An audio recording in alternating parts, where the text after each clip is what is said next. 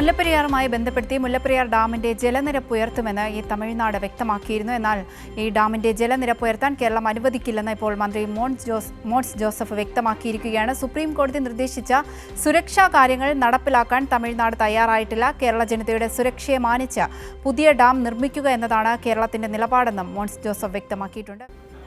മുല്ലപ്പെരിയാർ ഡാമിന്റെ ജലനിരപ്പ് ഉയർത്താൻ ഒരു കാരണവശാലും കേരളം അനുവദിക്കില്ല എന്ന ഉറച്ച നിലപാടാണ് നമ്മുടെ സംസ്ഥാനത്തിനുള്ളത്. സുരക്ഷയുമായി ബന്ധപ്പെട്ടുള്ള കാര്യങ്ങൾ പരിശോധിക്കുന്നതിന് വേണ്ടി വളരെ സുപ്രീം കോടതിയുടെ തന്നെ നിർദ്ദേശം നേരത്തെ ഉള്ളതാണ്. തമിഴ്നാട് ഇതുവരെ അത് ചെയ്തിട്ടില്ല. മുല്ലപ്പെരിയാർ ഇഷ്യൂവുമായി ബന്ധപ്പെട്ട് കേരളത്തിൻ്റെ നിലപാട് കേരള ജനതയുടെ സുരക്ഷയെ കരുതി മുല്ലപ്പെരിയാറിൽ പുതിയ ഡാം നിർമ്മിക്കുക എന്നത് തന്നെയാണ് കേരളത്തിൻ്റെ നിലപാട്. നൗഫൽ, ഈ മുല്ലപ്പെരിയാർ ഡാമുമായി ബന്ധപ്പെടുത്തി ജലനിരപ്പ് ഉയർത്തുമെന്ന് തമിഴ്നാട് വ്യക്തമാക്കിയിരുന്നു. എന്നാൽ അതിനനുവദിക്കില്ലെന്നാണ് ഇപ്പോൾ മന്ത്രി മോൻസ് ജോസഫ് വ്യക്തമാക്കിയിട്ടുള്ളത്. എന്താണ് മറ്റു വിവരങ്ങൾ?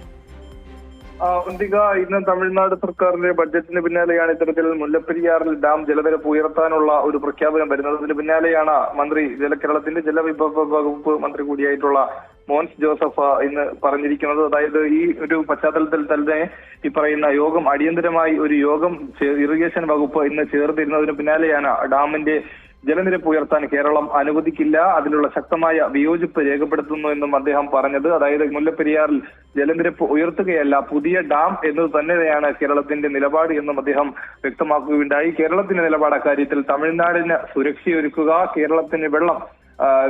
കേരളത്തിന് സുരക്ഷയൊഴുക്കുക, തമിഴ്നാടിന് വെള്ളം എന്നത് തന്നെയാണ് കേരളത്തിന്റെ നിലപാട്. സുപ്രീം കോടതിയുടെ പരിധിയിൽ നിൽക്കുന്ന ഈ സംഭവം, അതായത് സുപ്രീം കോടതി നിലപാടുകൾക്ക് നിരക്കാത്തതാണ് എന്നുകൂടി അദ്ദേഹം വ്യക്തമാക്കിയിട്ടുണ്ട്. അതുമാത്രമല്ല, ഈ മുല്ലപ്പെരിയാർ അണക്കെട്ടിന്റെ സുരക്ഷ വിലയിരുത്തുന്ന വിദഗ്ധ സമിതിയിൽ ഇന്നിപ്പോൾ കേരളത്തിന്റെ പ്രതിനിധിയായിട്ട് ഒഡീഷ ജലവിഭവ വകുപ്പിന്റെ മുൻ സ്പെഷ്യൽ സെക്രട്ടറി കൂടിയായിട്ടുള്ള അശുതോഷ് ദാസിനെ കൂടി ഉൾപ്പെടുത്തി എന്നുകൂടിയാണ് മന്ത്രി ഇന്ന് വ്യക്തമാക്കിയത്. യാതൊരു കാരണവശാലും ഇത്തരത്തിൽ ഒരു നടപടിയുമായി മുന്നോട്ട് പോകാൻ കേരളം അനുവദിക്കില്ല, കേരളത്തിന്റെ നിലപാട് അതുതന്നെയാണ് എന്നുകൂടിയാണ് അദ്ദേഹം ഇന്ന് വ്യക്തമാക്കിയത്. അവന്തിക.